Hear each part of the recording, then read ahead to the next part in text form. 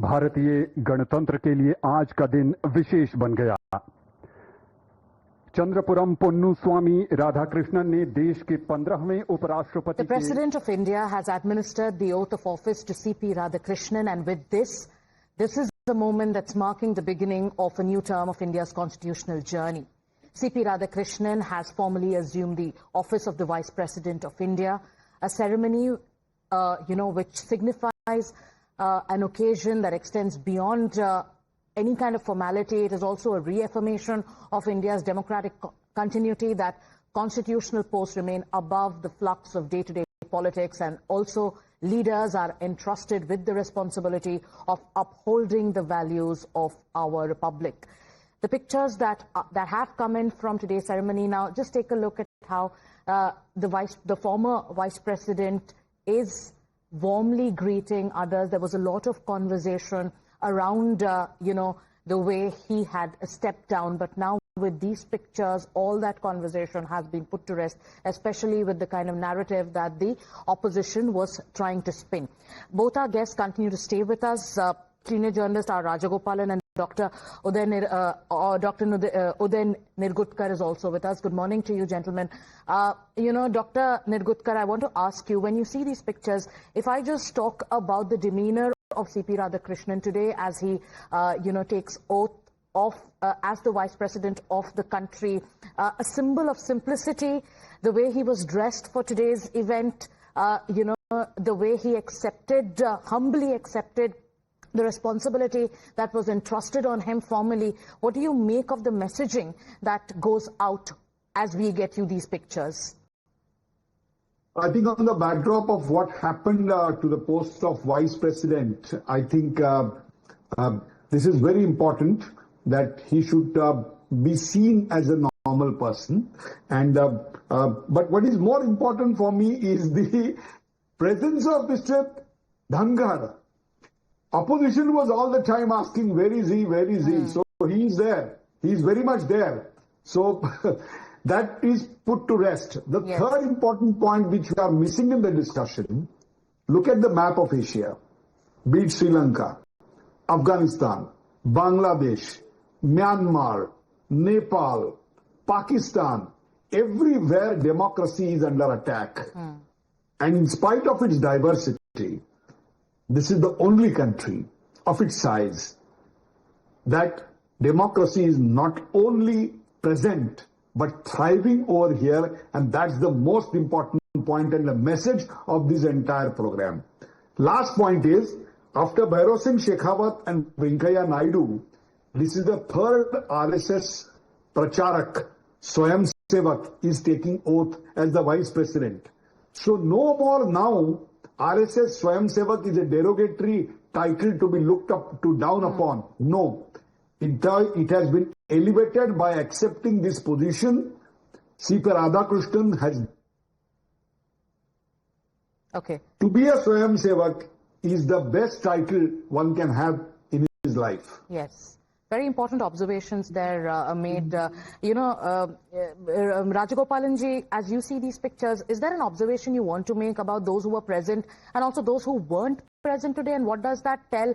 What does that say about, the larger message in politics, that on a day like this, a moment that marks the beginning of a new term in India's constitutional journey, if petty politics is put above the symbolism of today's event, what does that say about those parties and politicians? Sagarika, petty politics will definitely play a role because we have a petty opposition. If the opposition was stronger, they would have definitely taken a lot of interest.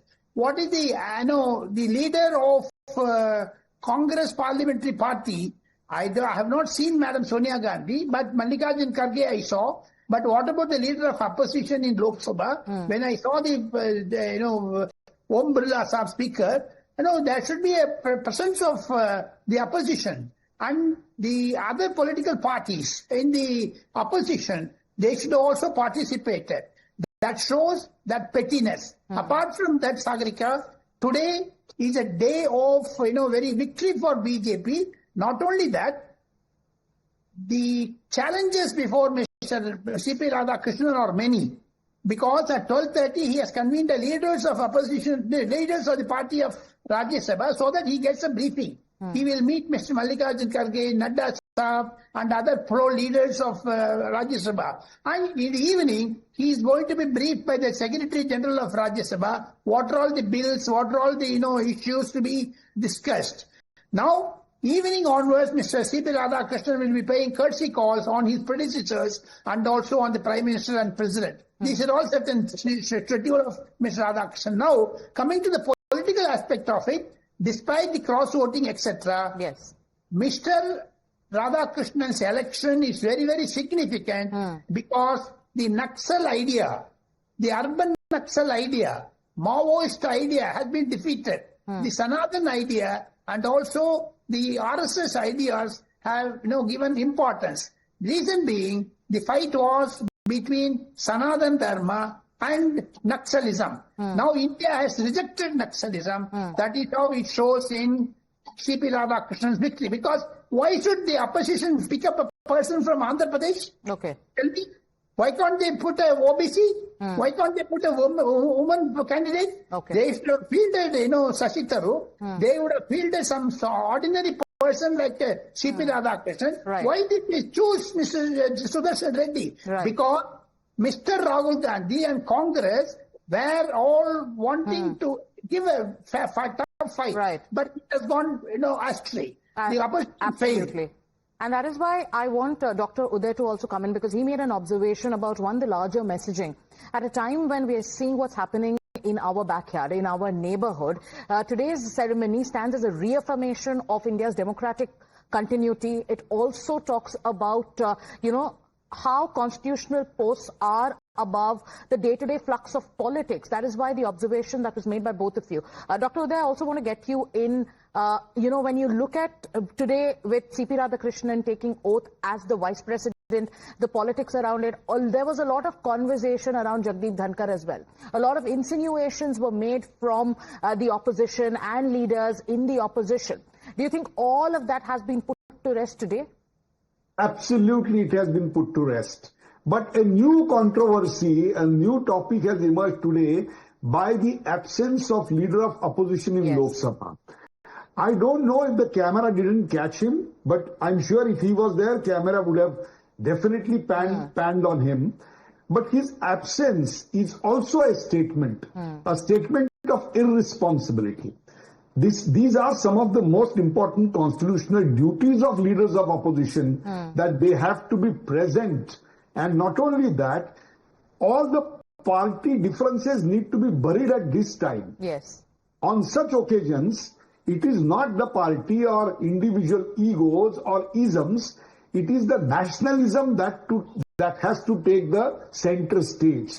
And this is exactly has been forgotten by the leader of opposition. Yes. I'm sorry to say, but Congress has a lot to explain in the TV debates tonight. Absolutely.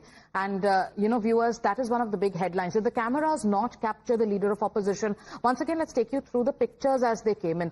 Let's put those pictures out on screens, and we are showing you pictures of the dignitaries, the moment when the oath was administered to C.P. Radhakrishnan.